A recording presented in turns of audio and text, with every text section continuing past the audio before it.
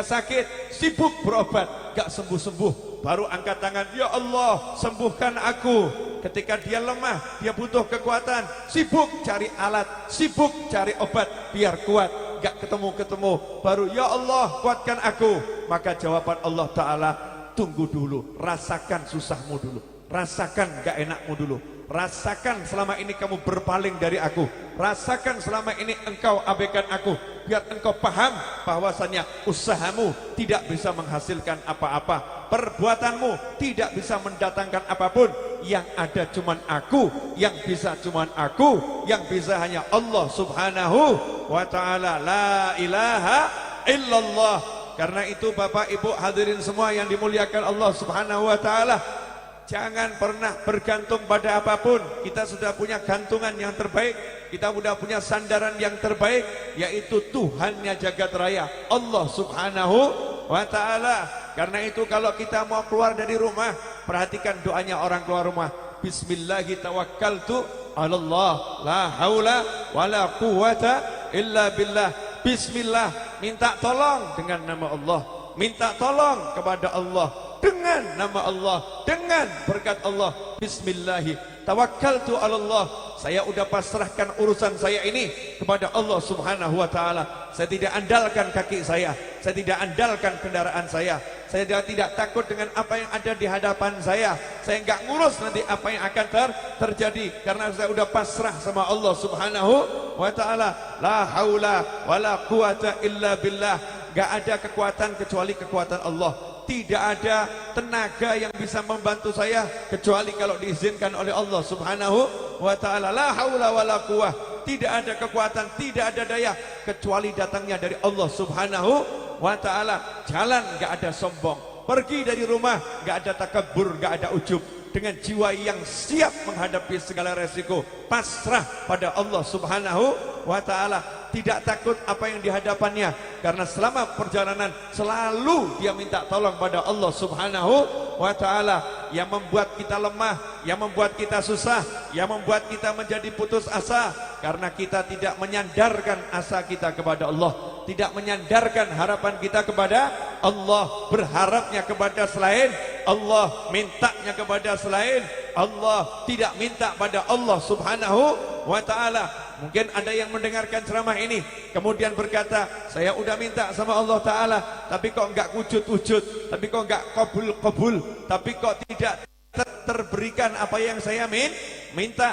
Katanya kalau minta dikasih sama Allah Subhanahu wa Ta'ala. Yang namanya orang minta pasti dikasih, tetapi proses itu ada. Ikhwani rahimakumullah, kalau kita mengajukan proposal ke perusahaan, sudah mengajukan proposal itu, perusahaan bilang kamu saya beri, dana pun tidak langsung cair, itu ada waktu pencairannya, kita sabar menantinya. Aneh kalau dijanjikan sama orang kamu akan saya beri, kita sabar. Dijanjikan sama perusahaan kamu akan saya beri, kita sabar. Dijanjikan oleh negara gajimu akan turun, kita sabar. Tapi kalau Allah yang berjanji, kenapa kita tidak sabar? Allah udah bilang, ud'uni astajib lakum. Gak mungkin Allah dusta, gak mungkin Allah bohong. Pasti Allah jawab semua doa-doa kita, permohonan kita. Tugas kita cuma satu, menunggu dengan senang, menunggu dengan bahagia, menunggu dengan hati yang mantap, menunggu dengan hati yang yakin. Gak mungkin doa saya tidak dikabulkan oleh Allah Subhanahu wa Ta'ala. Bagaimana cara menunggunya? Nunggunya dengan seperti ini, hadir majelis pengajian, cari ilmu, bekti sama orang tua, silaturahim, berbuat kebaikan, amal soleh, menikmati, gak kemurungsung, hatinya tidak kemurungsung, gak gersuloh, tidak keluh kesah. Jangan jadi orang yang kurang ajar sama Allah Ta'ala.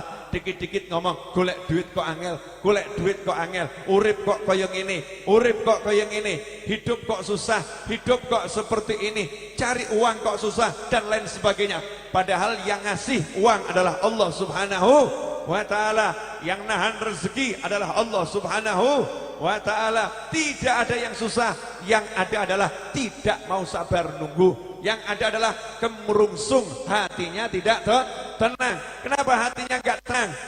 Kenapa kemurungsung? Dikatakan oleh baginda Muhammad sallallahu alaihi wasallam, al-ajalatu minasyaitan. sesungguhnya sikap kemurungsung, hati yang tidak tenang, tergesa-gesa, pengen semuanya segera, gak yakin sama Allah Subhanahu wa ta'ala, minasyaitan, itu adalah hasil dari tipu daya setan. Dibisi sama setan, gak mungkin kamu bisa, gak mungkin kamu dapat, gak mungkin kabul, tidak mungkin, tidak mungkin, tidak mungkin. Setan membuat Anda, membuat saya, membuat kita lupa kalau Allah maha bisa, lupa kalau Allah maha mampu, lupa kalau Allah maha kuasa, lupa kalau kita tidak bisa apa-apa, yang bisa hanya Allah Subhanahu wa ta'ala. Kemudian wata'anni minar rahman, sikap mau menunggu, sikap berlambat-lambat, tenang jiwa, itu dari Allah Subhanahu wa ta'ala. Makanya jadi orang yang tenang, jadi orang jangan kemurungsung. Kata orang Jawa, ojo kemurungsung, urip ojo kemurungsung. Hidup jangan tidak tenang, hiduplah dengan jiwa yang tenang, dengan hati yang pasrah pada Allah Subhanahu wa ta'ala. Nah, gimana caranya? Biar doa-doa kita kabul, biar kalau minta cepat direspon oleh Allah Subhanahu wa ta'ala hasilnya. Allah cepat merespon, tapi pencairannya biar cepat. Gimana caranya? Malam hari ini mau saya ajarkan, singkat, cepat, tepat, selesai, pulang insya Allah dengan selamat, amin. Ambekan rin masuk bu tengah ambekan jih. Bu pengen hajatnya kabul, pengen atau pengen? Pak, mohon maaf, kelihatannya ibu-ibu ini jumlahnya lebih banyak daripada bapak-bapak ya. Padahal ini malam hari ya. Ini malam hari. Jam segini ibu-ibu terasa lebih sabar dibandingkan bapak-bapak. Lebih semangat dibandingkan bapak-bapak. Maka saya sapa bapak-bapak atau ibu-ibu enaknya? Ibu-ibu, ya Bu ya? Oke, Bu. Boleh nanya. Jenengan termasuk sabar napa mboten sabar? Oh, Ibu sabar. Sabar, Bu. Boleh saya buktikan. Tadi pagi ngomel atau enggak ngomel?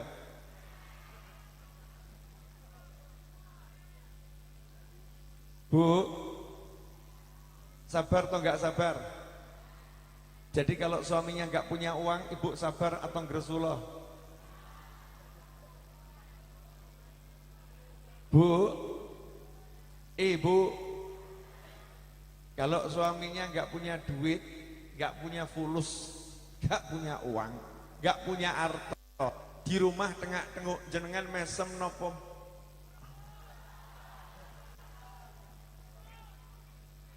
Besengut, merengut nopo mesem?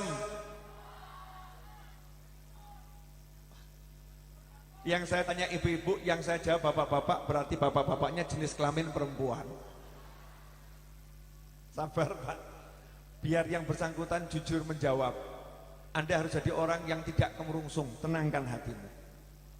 Bu, jujur ya Bu, kalau suaminya nggak punya uang, pengangguran, di rumah tengak-tenguk, Ibu bahagia atau nestapa? Itu loh Pak, jujur Pak, nestapa. Nestapa ya Bu? Iya. Pertanyaan kedua, nestapa dengan mulut yang tidak banyak bicara atau nestapa dengan mulut yang banyak nasihat? Diam atau banyak nasihat? Banyak nasihat. Jadi ibu-ibu tiap hari kerjanya nasihatin suami, gitu ya Bu ya? Masya Allah. Jadi ibu-ibu nasihatin suami. Kurang lebih nasihatnya begini ya, kurang lebih. Tadi wong lanang kok keset. Ada ndak yang model begitu? Laki-laki kok di rumah, sana pergi cari duit, jangan males, jangan jadi pengangguran A sampai Z. Ada ndak yang seperti itu? Ada. Pertanyaan saya, nasihat jenengan itu ampuh atau didiamkan saja?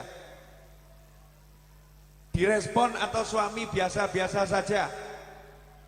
Biasa-biasa saja. Berarti Anda capek atau enggak capek? Capek atau enggak capek? Maka biar tidak capek, jangan dinasihati. Diamkan saja, suaminya nganggur, diamkan saja. Daripada Anda mendapatkan hal yang tidak enak, maka nikmati nganggurnya suamimu. Kalau suaminya nganggur, peluk mesra dan katakan, sayang, kapan lagi kita dapat berpelukan seperti ini? Kalau kamu sibuk cari duit, kamu sibuk kerja, memang betul dapat uang, tapi aku tak dapat pelukan mesra. Maka pelukan mesra ini harganya mahal, karena harus dibayar dengan pengangguran.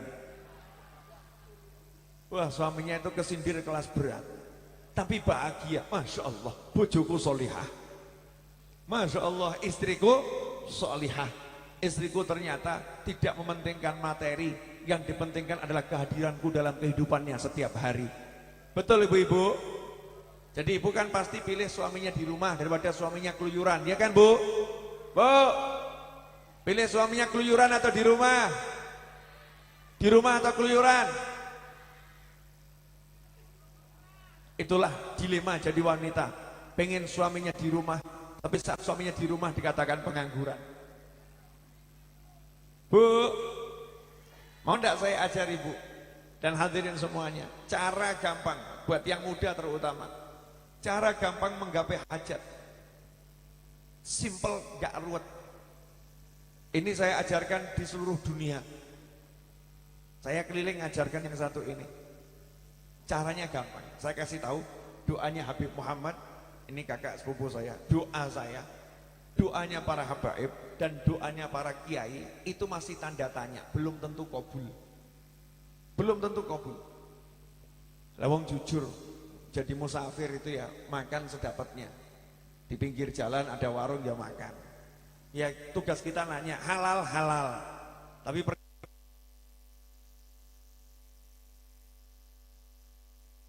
perkara kecampuran yang haram kan nggak tahu ya. Betul betul. Nggak tahu. Jadi kalau sampai makanan di pinggir jalan itu ada kecampuran haram, misalnya kok sambelnya campur arak gitu ya. Kan banyak itu warung-warung yang nggak paham nyampur arak untuk sedapnya masakan ya. Najis, haram. Kita makan kok sedap ya, kok enak ya. Ternyata itu bumbunya haram. Ini kalau Habibnya makan, kiainya makan, maka makanan yang haram ini masuk ke tubuhnya Habib atau kiai, maka doanya Habib sama kiai tidak diterima oleh Allah Ta'ala. Nggak diterima.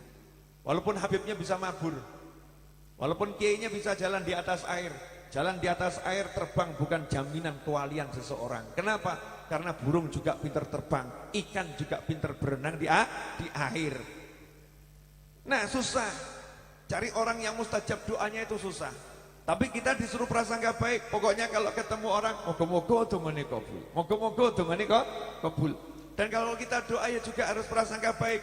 Insya Allah doa saya kok kabul, harus mantep. Tapi saya kasih tahu, doanya Habib Muhammad, Habib Novel, dan Habib-Habib yang lain serta para kiai masih tanda tanya. Saya tidak ngomong tidak kabul, tanda tanya, belum tentu kabul. Ada satu manusia yang doanya tidak mungkin ditolak oleh Allah Subhanahu wa Ta'ala. Walaupun manusia ini melakukan hal yang paling dibenci oleh Allah Ta'ala. Apa itu?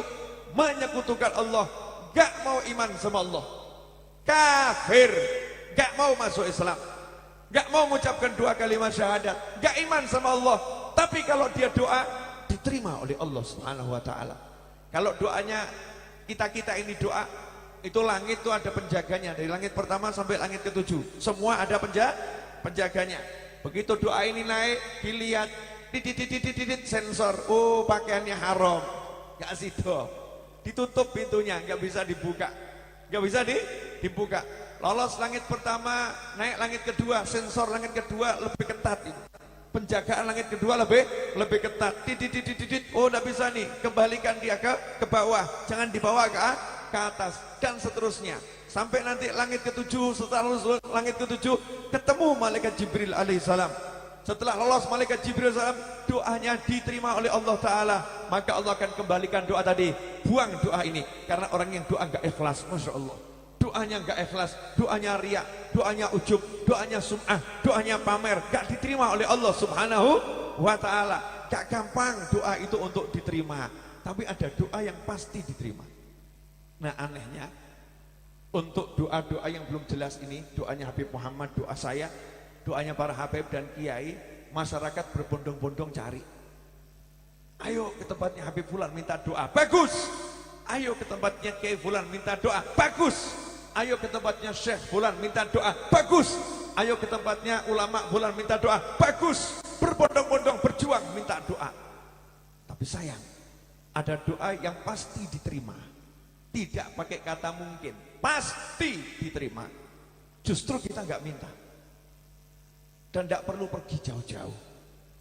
Nggak perlu pergi keluar kota, nggak perlu modal banyak-banyak. Doanya siapa? Doa walidain, doanya ayah dan ibu, doanya orang tua, doanya ayah jenengan ayah saya, doanya bapak jenengan bapak saya, doanya ibu jenengan ibu saya, doanya ayah dan ibu kita itu sampai ke langit pertama, langsung malaikat yang jaga langit mengatakan, bukakan pintu, karena ini orang tua lagi doakan anaknya. Ini doa bapak untuk anaknya.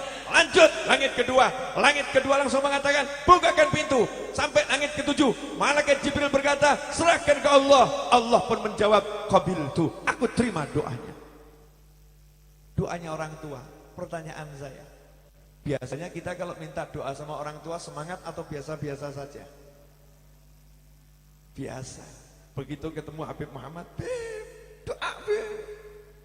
Ketemu Habib Nuful, Beb, panggil doa Beb. Ketemu Kiai Fulan, Yai, doa Yai. Ketemu orang tuanya, no comment. Gak minta doa. Gak minta doa. Nah itulah mahjub, tertutup. Gak bisa lihat kalau orang tuanya ini doanya luar biasa. Kenapa? Lihat keseharian orang tuanya.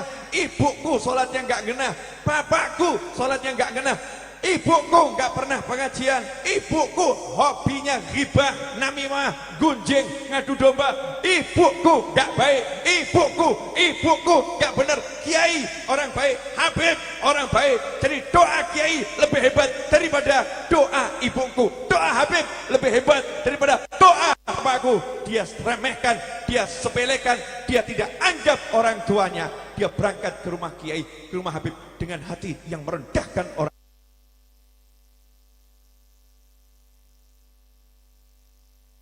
Anak yang seperti ini, anak yang durhaka. Na'udzubillah min dzalik.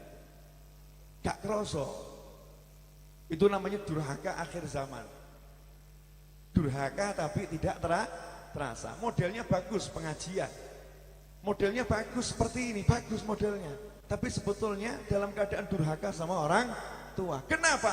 Sombong sama orang tuanya, merendahkan orang tuanya. Na'udzubillah min dzalik. Makanya para habaib, para kiai, para ulama dari dulu selalu mengatakan, mintalah doa dari orang tuamu. Iya, kami akan doakan, tapi mintalah doa dari orang tuamu, karena doa orang tuamu adalah doa yang terbaik.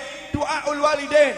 Al-Habib Salim bin Abdullah Asy-Syadzili rahimahullah dalam salah satu ceramah mengatakan, doanya orang tua untuk anaknya diterima oleh Allah Ta'ala. Wa in kana kafiron, meskipun orang tuanya kafir, kalau mendoakan anaknya diterima oleh Allah Subhanahu Wa Ta'ala.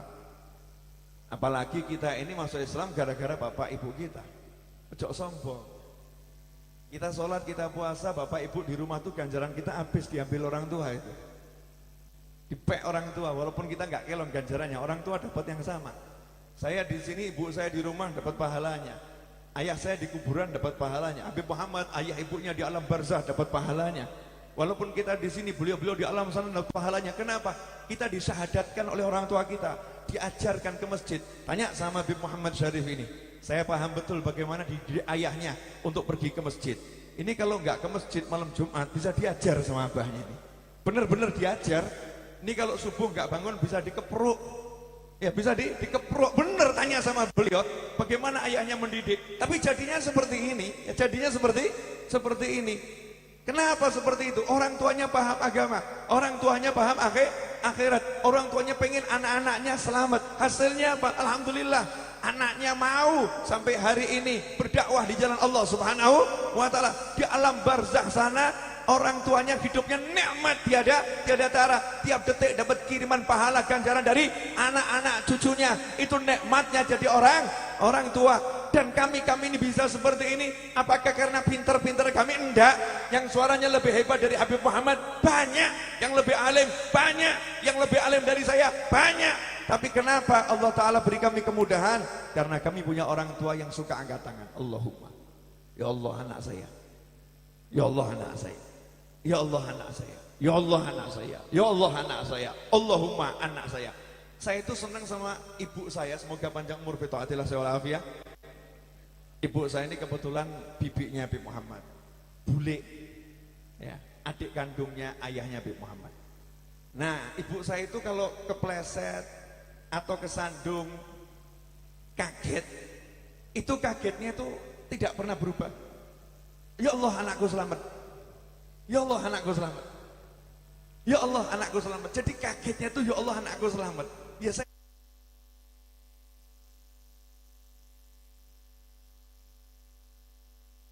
saya bejo jadi anak, karena ibu saya kalau kaget tuh doakan saya, apalagi nggak kaget. Nah kadang ibu-ibu tuh diminta doa sama anak, ini rada aneh ibu-ibu zaman sekarang. Anaknya minta doa, Bu, dongakno pinter, jawabannya ya belajar. Masya Allah. Ini ibu-ibu akhir zaman gak genah. Ibu-ibu terpapar penyakit. Ya tadi bergantung pada makhluk. Mestinya tuh jangan ya belajar, jangan. Insya Allah awakmu pinter dunia akhirat nak. Sukses nak, doakan dulu begitu, terus terakhir baru belajar. Nah itu terakhir, jangan dipatahkan anak. Yo belajar nak, gak belajar gak iso pinter, masya Allah. Jadi ibu yang mendoakan anak sendiri untuk anaknya goblok gak pinter. Tapi katakan sama manusia semuanya, anakku walaupun tidak belajar akan pinter. Kenapa? Ada doaku, seorang ibu, seorang ayah.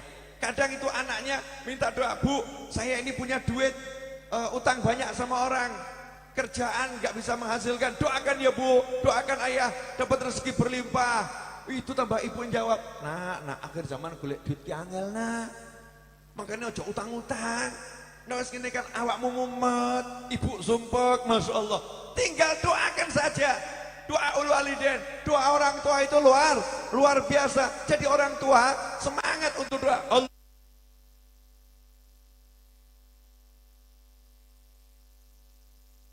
Mana ojo bingung nak, lunas hutangmu kabeh, rezeki ngrojok, ojo mbok pikir. Masya Allah, ya khair mbok. Ini ibu yang luar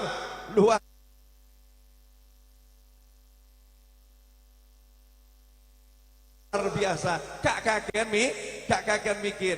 Memang orang tua itu gak boleh mikir, karena doa itu adalah zikir. Doa itu minta sama Allah Ta'ala, bukan mengandalkan usaha, mengandalkan kekuatan Allah Subhanahu wa Ta'ala. Minta pertolongan Allah yang turun, bukan usaha kita yang berhasil, bukan upaya kita yang menghasilkan, tapi murni minta agar Allah tunjukkan kuasanya, Allah tunjukkan kemurahannya, Allah tunjukkan kedermawanannya. Nah, doa orang tua tiada taranya.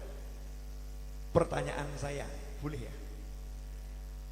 Jujur, anak zaman sekarang ini kalau keluar pamit atau bludas-bludus?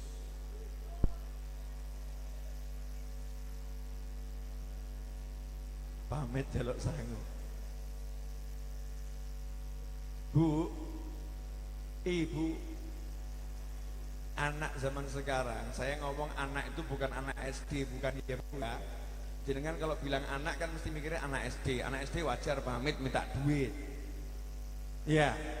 Ini yang saya omongkan, anaknya sudah kuliah, anaknya sudah punya istri, sudah punya pasangan hidup. Itu kalau keluar dari rumah itu mau pergi itu pamit sama orang tuanya atau asal pergi saja?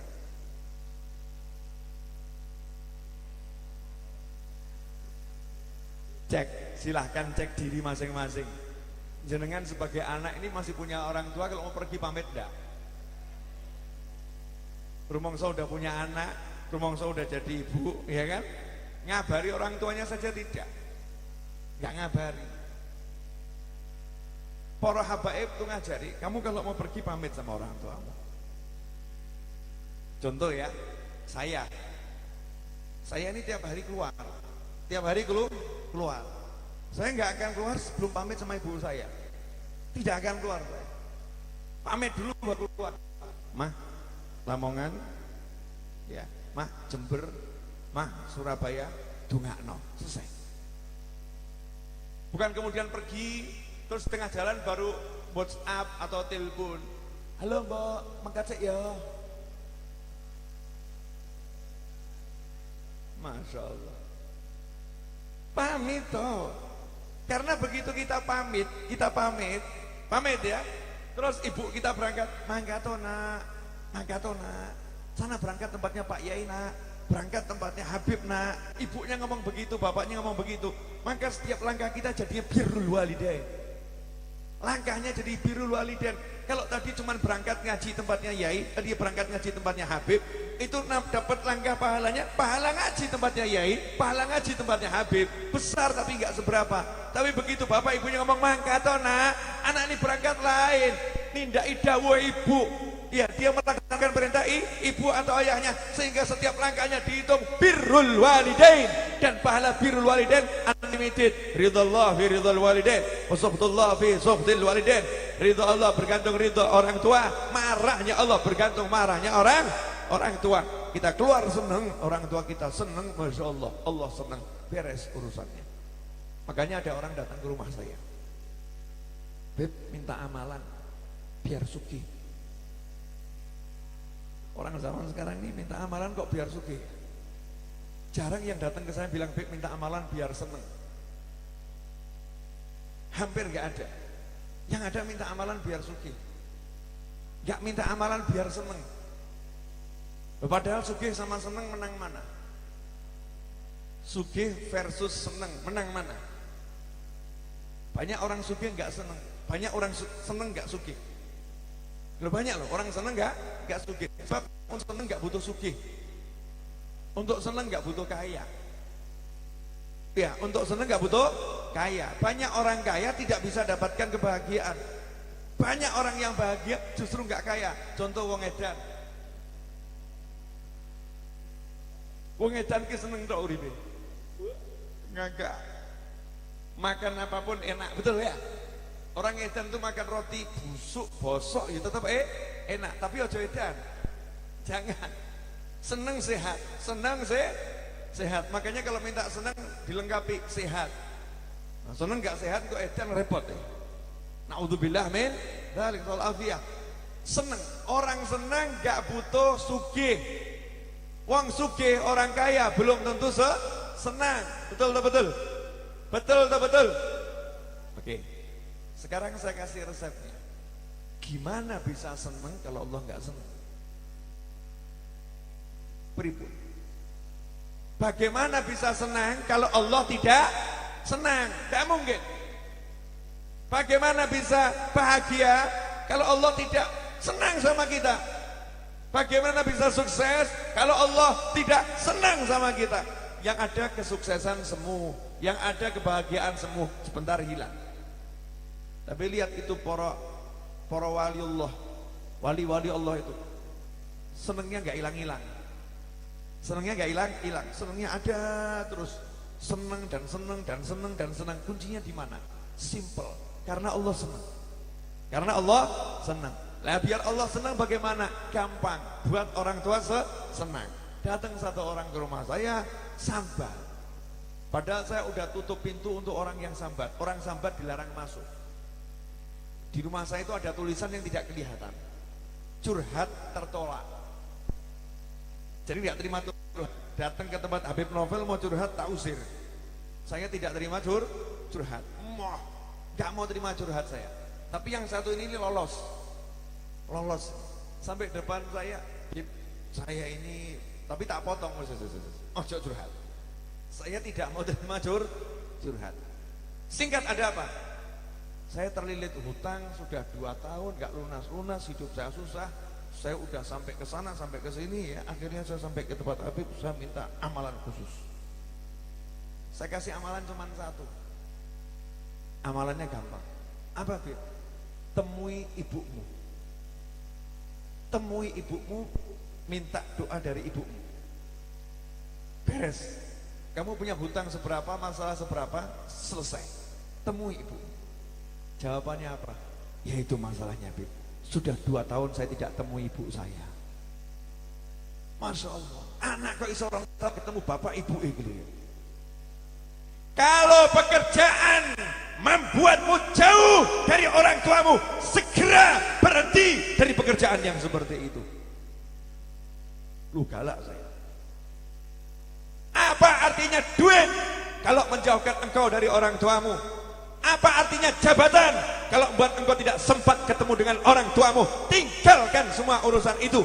Orang tua adalah segala-galanya, karena ini urusan surga atau neraka, bahagia atau celaka.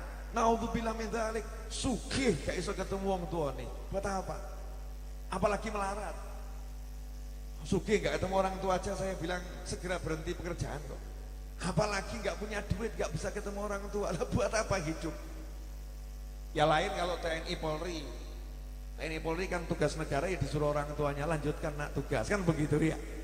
Itu atas ridho orang tua. Anda kan paham yang saya maksud. Orang sibuk kerja cari duit, sampai pulang aja nggak mau. Mudik lebaran tiap tahun saja cukup telepon, Bu, maaf ya Bu, nggak bisa pulang Bu, kantor tidak mengizinkan. Masya Allah, tidak diizinkan kantor kok ya nurut. Bilang sama bos yang di kantor, maaf bos, orang paten gak ada duit. Tapi saya punya orang tua, saya punya orang tua. Siapa mengecilkan orang tuanya dalam hatinya, Allah akan mengecilkan dunia untuk dia. Allah akan mengecilkan dia di dunia sampai akhirat. Siapa mengecilkan orang tua, di dalam hatinya orang tua kecil, maka Allah akan membuat dia kecil di dunia dan di akhirat. Naudzubillah min dzalik. Maka saya bilang sama dia, sekarang kamu punya sisa duit berapa, segera pulang cari orang tua, dimanapun parani, cari duit untuk temui orang tua, minta doa dari orang tua. Bu, ibu itu termasuk mantu atau bukan mantu? Mantu ya Bu. Lah punya suami enggak? Punya. Berarti menantu, betul. Bapak-bapak juga punya istri, berarti menantu. Sering orang lupa kalau mertua itu adalah orang tua. Para habaib itu punya fatwa. Mertua bagi suami, mertua itu adalah lebih tinggi derajatnya daripada orang tua kandung. Buat suami, kalau buat istri mertua sama dengan orang tua. Buat suami, ayah ibunya istri itu nilainya lebih besar daripada orang tua kandungnya. Kenapa? Karena orang tua ini sudah mau nyerahkan anaknya ke kamu paling cuma kasih duit berapa, selesai. Anaknya nyopen, Masya Allah. Dari situ langsung Allah Ta'ala kasih status tidak batal wudhu ilal abad selama-lamanya, dan tidak tergantikan statusnya walaupun dia pisah dengan pasangan hidupnya. Meskipun anaknya itu pisah dengan suaminya, yang namanya mertua tetap mertua, nggak ada mantan mertua. Hukumnya tetap tidak batal wudhu ya sampai kapanpun juga. Kenapa? Allah yang mengikatnya dengan ikatan yaitu setelah dia serahkan anaknya dan setelah dia ambil anak orang lain, maka orang tuanya benar-benar jadi orang tua. Maka para ulama Hadramut mengatakan durhaka kepada mertua 100% sama persis dengan durhaka pada orang tua. Berbakti pada mertua 100% sama persis dengan berbakti pada orang tua. Nah sekarang saya mau nanya sama ibu-ibu, boleh ya Bu? Pertanyaannya enak kok, gampang. Ibu kalau tinggal sama mertua bahagia atau nestapa?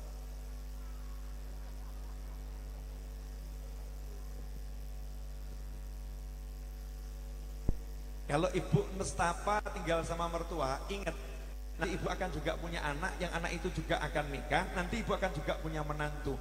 Bayangkan kalau menantu ibu berkata pada teman-temannya, aku tidak nyaman tinggal bersama mertuaku. Nah ini yang menyebabkan rumah tangga nggak barokah, karena yang namanya mantu tidak mau tinggal sama orang tuanya. Bahkan ngomong sama suaminya, Mas, kalau bulan depan kamu belum bisa ngontrak dan kita tidak bisa tinggal bersama di rumah kontrakan, maka kembalikan aku pada orang tuaku. Masya Allah. Istri model begini inti pen rokok, saudara-saudara. Inti pen rokok. Karena dia ngajari suaminya untuk melawan orang tuanya. Dia ngajarin suaminya untuk jauh dari orang tuanya. Hidup sama orang tua kok nggak seneng tuh aneh. Habib Muhammad ini barokahnya karena sampai akhir hidupnya, ibu beliau itu ya sampai akhir hidupnya bertiga sama Habib Muhammad. Masya Allah. Kamar yang dipakai awalnya dulu tuh kamarnya Habib Muhammad, jadi kamar orang tuanya, dibesarkan jadi kamar orang tuanya. Beliau tinggal di kamar belakang, diurusi, dibelikan TV Mekah Madinah tiap hari. Ya, ini hidupnya ngurusi ibunya nih beliau ini, dapat berkahnya orang tua. Begitu Habib tuh nggak repot, jadi Habib tuh paling enak gitu, sama orang tua baik selesai. Ya, jadi umat Islam tuh sama orang tua baik selesai. Lah ini aneh, ngajinya pinter, pengajiannya hebat, Masya Allah, ke masjidnya rajin, bentai orang tua juga rajin. Sama mertua, Masya Allah, beraninya luar biasa. Halo, menantu-menantu yang durhaka, saatnya bertobat kepada Allah Ta'ala. Mintalah ampun pada Allah dan bahagiakan mertua kita masing-masing. Siap ibu-ibu? Bu, siap? Suami yang durhaka pada mertua, ciri-cirinya seperti ini. Perlu dijelaskan atau tidak? Ibu-ibu semangat. Perlu. Betul yang namanya istri itu wajib taat pada suaminya. Betul, ya Bu ya. Kalau orang tua ibu mengatakan A, suami mengatakan B, ibu ikut suami selama tidak melanggar perintah Allah Subhanahu wa Ta'ala. Tapi suami yang durhaka adalah suami yang tidak mengajak istrinya untuk membahagiakan keempat orang tuanya. Jadi ketika suami itu menikah, kemudian ngomong sama istrinya, "Di, awas kalau sampai kamu pergi ke rumah orang tuamu. Di, awas kalau kamu sampai main ke rumah ibumu, awas." Istri wajib nurut, nurut istrinya, "Nggih Mas," nurut istrinya. Tapi detik itu juga suaminya suami durhaka sama Allah Ta'ala, durhaka pada mertuanya, durhaka sama orang tuanya. Mestinya suaminya ngomong, "Dek, ya, yuk kita main ke rumah orang tua kita, main ke rumah orang tuamu ya minggu ini." Nah kalau suaminya nggak bisa berangkat, "Dek, kamu berangkat ya ke rumah bapak ibu ya, pamitkan saya belum bisa ke sana." Bukan menghalangi, justru menganjurkan agar anak tidak jauh sama orang tua. "Dek, bapak ibu kalau bisa diajak nginep di sini ya Dek ya, biar berkah rumah kita." Masya Allah, siapkan kamar yang bagus. Jangan buat rumah kamar buat ibu mertua, bapak mertua nggak ada. Buat ibu kandung, bapak kandung nggak ada. Masya Allah, kamar untuk pembantu ada, tapi kamar untuk orang tua nggak ada. Ini kan anehnya luar biasa. Mungkin jenengan heran, kenapa Habib Novel ceramahnya bab yang seperti ini? Karena bab seperti ini paling dibenci sama setan. Makanya nggak suka ceramah ini, bagian dari setan. Sepele. Kenapa? Karena begitu ada umat Islam itu cium tangan orang tuanya, setan itu langsung delosor, gelundung setannya. Kenapa? Karena begitu anak cium tangan orang tuanya mesti senang. Allah ridho. Lah capek-capek setan goda, capek-capek setan menjerumuskan maksiat. Allah ridho, selesai, dosanya habis, dosanya entek. Man asbaha murdiyan li wa muskhitan li walidayhi fana anhu saqit. Wa man asbaha muskhitan li wa murdiyan li walidayhi fana anhu radin. Atau kama qala Allah Ta'ala fi hadits qudsi, disebutkan dalam hadits qudsi Allah berkata, "Man asbaha murdiyan li," siapa pagi-pagi buat aku senang, subuh jamaah di masjid, subuh wirid, subuh zikir, matahari terbit zikir, setelah naik seujung tombak sholat sunnah fajar, lanjutkan dia dengan sholat duha, senang Allah Ta'ala. Tapi setelah itu dipanggil sama bapaknya, dipanggil sama ibunya, "Nak, tolong antarkan bapak ibu ke pasar. Nak, tolong antarkan bapak ibu ke rumah Pak Lek, Pak D, Bu Lek, Budi." Jawabannya adalah, "Ngantuk Bu, ngantuk Pak, capek. Apakah bapak ibu gak lihat? Semalaman saya pengajian, subuh saya di masjid, saya selesai wirid, lanjut dengan sholat, lanjut dengan ngaji, capek, biar adik saja. Kelak hati orang tuanya patah, orang tuanya nggak suka, orang tuanya kecewa, orang tuanya gelo. Apa kata Allah Ta'ala?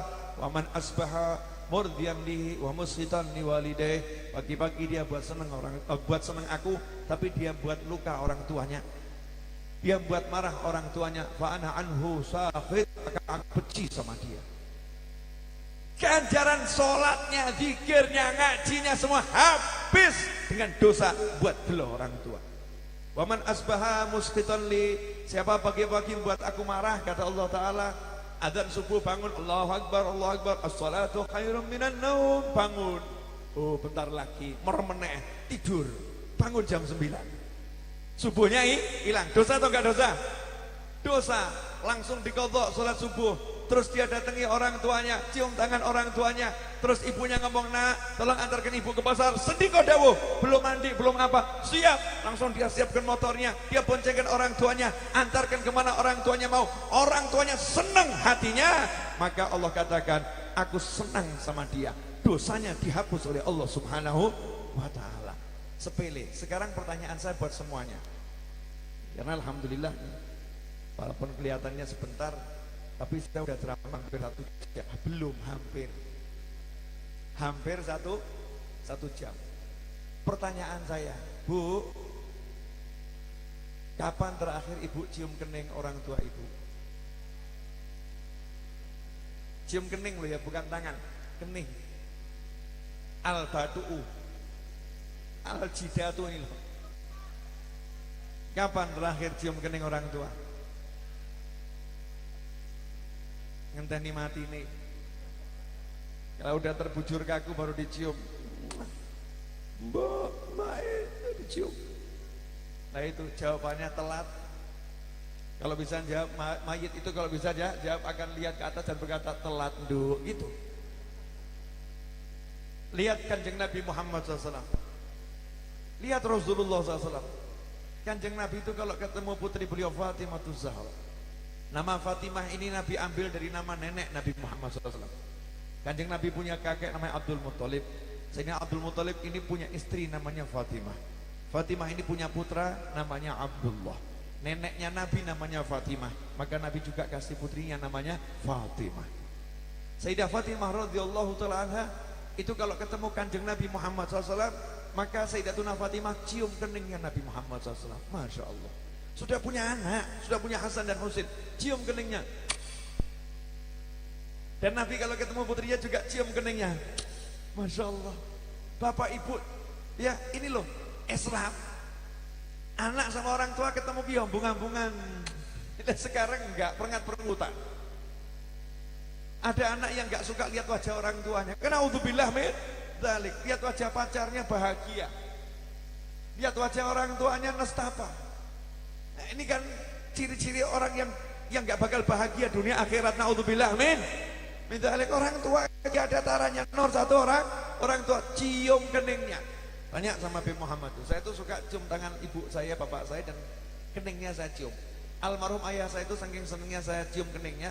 Tiap pagi kalau ketemu saya keningnya dikasih minyak wangi. Dikasih minyak wangi biar apa? Hidungnya anaknya biar nyium aroma harum. Dikasih minyak wangi. Itu kuncinya. Jadi kunci hajat kabul senangkan orang tua. Beb, orang tua saya udah meninggal. Pertanyaan saya, emang orang tuamu tuh batu nisan? Emang orang tuamu gundukan pasir? Nah kalau kamu sekarang jauh dari orang tuamu, kan orang tuamu tetap orang tua. Ketidakadaan tidak menghalangi keberadaan. Walaupun tidak ada tetap ada. Jadi datangi makamnya. Pergi ke makamnya, itu orang tuamu yang kamu datangi, bukan nisan, bukan gundukan tanah. Ajak ngobrol. Nah itu. Assalamualaikum Pak. Mungkin jenengan bahagia.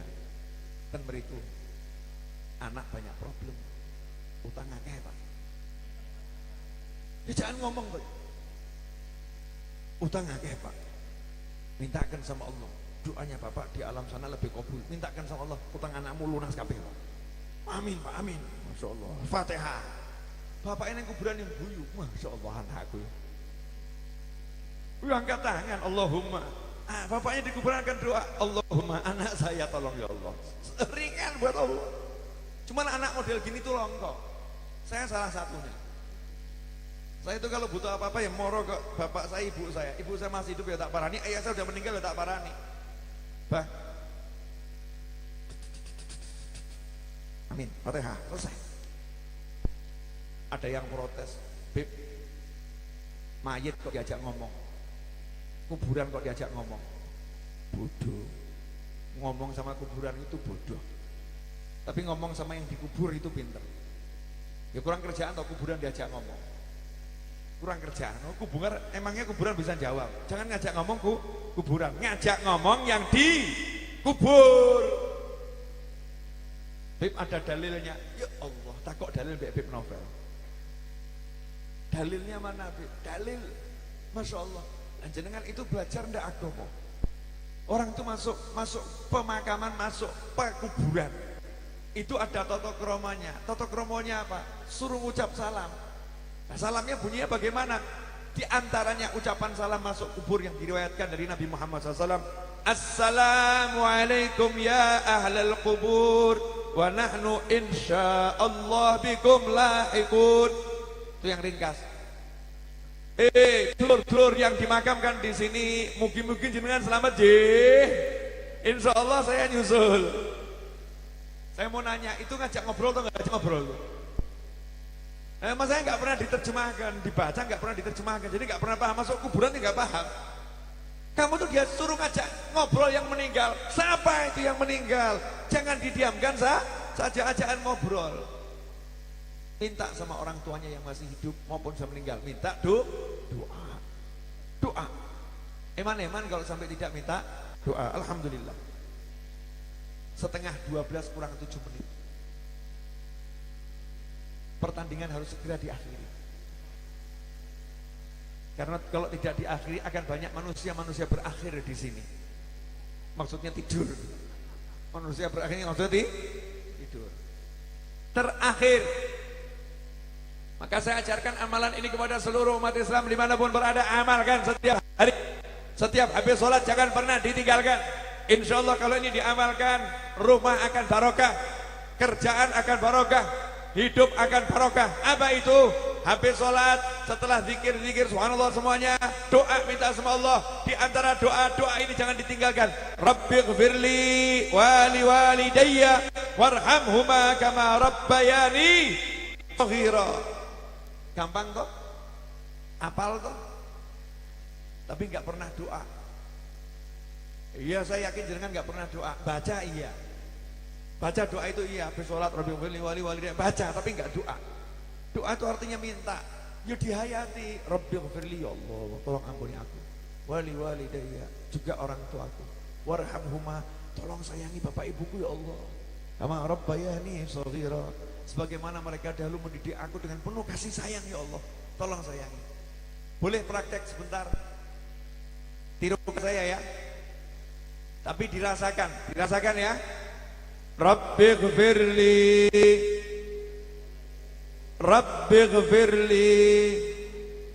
wali walidayya warhamhuma kama rabbayani shaghira. Rabbighfirli wali walidayya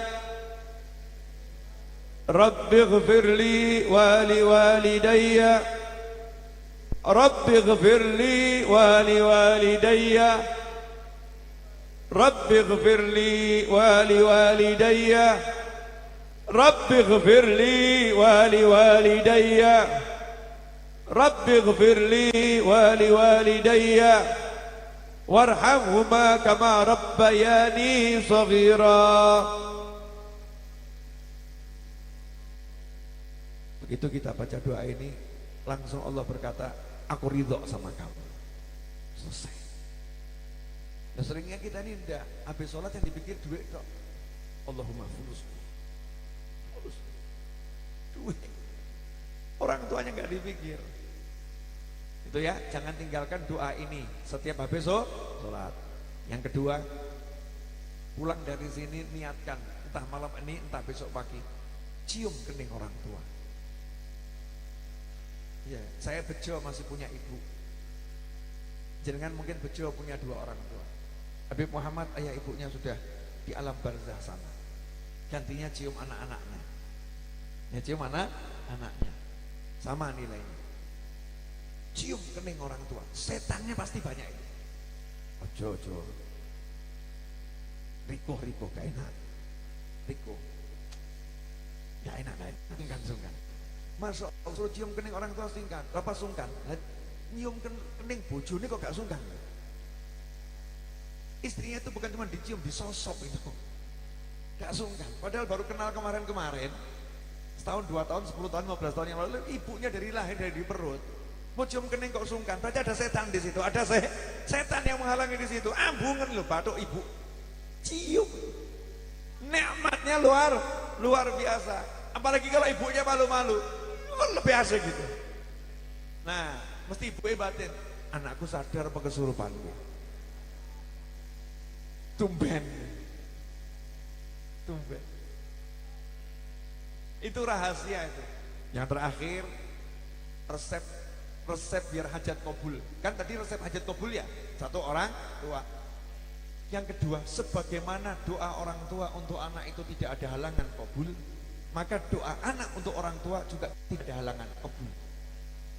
Jadi doa orang tua untuk anak itu nembus langit 7 sampai Allah Ta'ala kabul, maka doa anak untuk orang tua juga nembus langit 7 langsung kabul. Waladun sholihun yad'ulah. Dari semua doanya umat Islam dalam hadis tersebut yang disebut hanya doanya anak.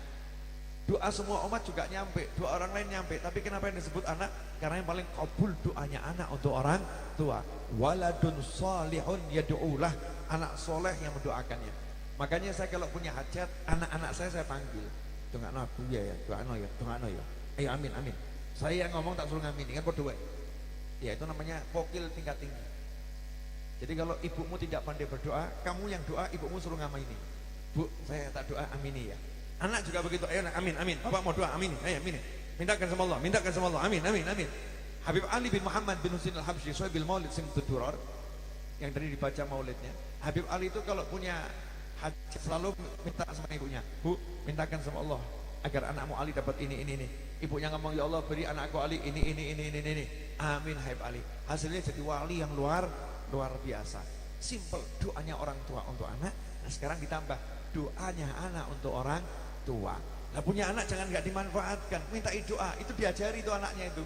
Ayo doakan ibu, doakan bapak, ayo doakan. Nah sekarang ini anak habis sholat nggak ada yang doakan orang tuanya kok. Nah, orang tuanya nggak ngajari. Harus diajari, dipaksa. Ayo doakan. Angkat tangan. Rabbil firli wali walidayya warhamhuma kama rabbayani shaghira. Ayo baca doakan. Terus tambahin, ayo doakan orang tua dapat duit yang banyak. Saya ini kalau butuh duit ngomong sama anak saya. Doakan Abuya dapat duit banyak, rezeki berlimpah. Anak saya jawab, sudah tak doakan. Saya enggak percaya. Bahwa doakan dapat duit seberapa? Sedunia? Enggak. Saya pikir sedunia sudah banyak tuh ya. Sudah. Nah, seberapa? Selangit? Enggak. Aku mikir. Terus untuk duit sapiro aku.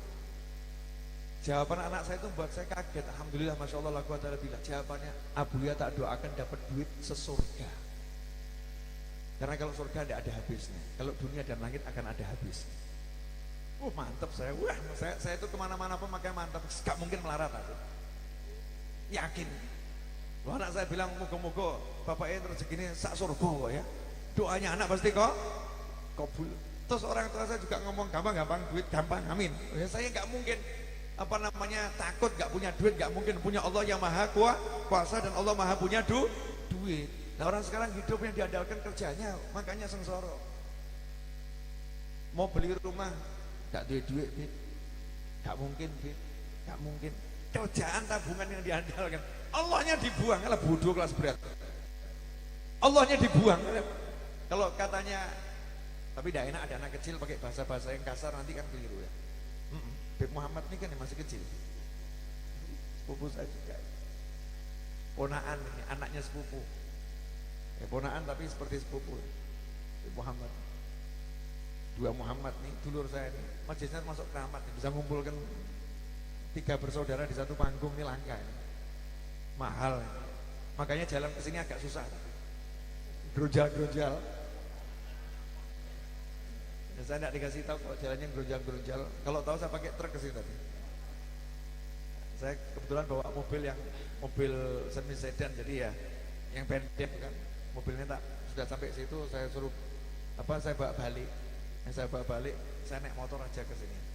Naik motor aja susah, apalagi naik mobil. Ternyata di sini kumpul 3 saudara dan bahas tentang orang tua. Pantes setannya banyak. Oh, saya nggak pernah tahu mau ngomong apa kok, nggak pernah ngerti saya. Siap doakan orang tuanya, siap bahagiakan orang tuanya, siap minta doa dari anaknya, siap jadikan keluarga segala-galanya, siap wujudkan kalimat orang Jawa, mangan, orang mangan, yang penting kumpul. Kalau begini suara saya mirip siapa? Bab siap-siap gitu ya. Tapi nggak berakhir dengan takbir ya. Paham? Siap? Salah kalau cuma siap. Tanya Pak polisi, habis siap apa Pak? Dano, siap! Mesti siap! Gerak! Kan begitu. Siap, tuh gak gerak ya gak jadi. Siap dan gerak. Bu, Ibu, siap doakan orang tuanya, siap didoakan anaknya, siap bahagia, jangan ngeluh. Orang ngeluh tuh berarti nggak siap bahagia. Orang bahagia tak akan mengeluh. Maka kalau siap bahagia, tinggalkan keluh kesah. Oke? Dah, makasih. 2333 turun dari panggung menuju motor pinjaman, kembali ke mobil sekitar 7-10 menit, berarti 23 tambah 10 43 45 ya 24. Naik mobil lewat Jombang, ya lewat Jombang 1 jam ke Jombang, dari Jombang ke Solo nyantai 2 jam 3 jam, insya Allah jam 3 sampai Solo. Ada ketidakadilan di antara kita. Karena saya mungkin langsung pulang tapi nyampainya masih nunggu sampai jam 3 pagi. Sementara Anda hanya tinggal jalan berapa langkah sampai ke rumah. Jadi jangan mengatakan, jangan Beb, belum Beb, ya itu tidak adil. Dan Anda jangan mengatakan Habib datang terlambat. Enggak, saya berangkat sejak kemarin, nyampainya baru sekarang. Saya berangkat sejak kemarin, saya bukan datang dari Solo. Habib tidak terlambat, jamaah berangkat juga kurang awal. Bukan keawalan, kurang awal. Saya berangkat dari kemarin, kemudian saya ke Cirebon, dari Cirebon saya ke Jember. Dari Jember tadi saya ke sini mampir Surabaya dulu, kemudian ke sini. Berarti saya ini jalannya paling jauh. Jauh. Jangan dikira saya Habibnya terlambat. Sebetulnya tadi saya nonton Habib Muhammad mengatakan, Habib Novel kita tunggu. Oh ya, maka sambil menunggu kita sholawat sebanyak mungkin sampai Habibnya datang. Jadi kalau Habibnya datang, kita langsung serahkan waktu pada beliau. Saya lihat, karena saya tunggu di warung di pojok sana. Loh iya, saya pakai dulu, saya ngikuti majelis dari warung. Iya, alpinteru, harus pinter sedikit. Karena saya nanti kalau ke tempat transit makan ya kelamaan. Saya cari warung di pinggir jalan, sopir kok ya, cari warung di pinggir jalan, nyeruput, kemudian lihat live streaming. Begitu sudah dipanggil sama Habib Muhammad, saya bergerak. Yang jadi masalah share GPS-nya keliru. Yang di share GPS rumah panitia, bukan majelis. Jadi mobil saya sampai rumah panitia. Perkiraan waktu saya tidak keliru, tapi GPS yang saya baca yang salah. Ternyata itu GPS awal, ada GPS majelis, saya yang lihat GPS yang terakhir. Jadi tidak ada salahnya, semua betul. Ya, semua betul. Memang saya harus bicara jam sekian. Ya, biar wedang jayanya bisa keluar. Kalau tidak, wedang jahe dan kopi tidak akan keluar. Dan tadi sempat terjadi halangan tidak akan sampai ke sini. Betul kan ya? Ini perjuangan sampai ke sini. Sampai di situ yang nganter berdek tumpah di situ. Walaupun saya ceramah tapi pandangan kemana-mana. dan dibuatkan lagi. Betul ya? Betul begitu. Kira-kira begitu kan ya? Ini penuh perjuangan. Makanya kalau tidak diminum marah nih wedang jahenya. Wedang jahenya dan kopinya marah. Maka saya akan akhiri, saya duduk sebentar minum.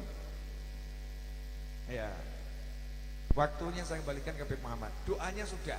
Tadi semua sudah saya doa Rabbil Firli wali daya, dan sudah doa Maulid Simtud Duror, doa solawat Maulid itu sudah doa semua. Ya, sudah cukup.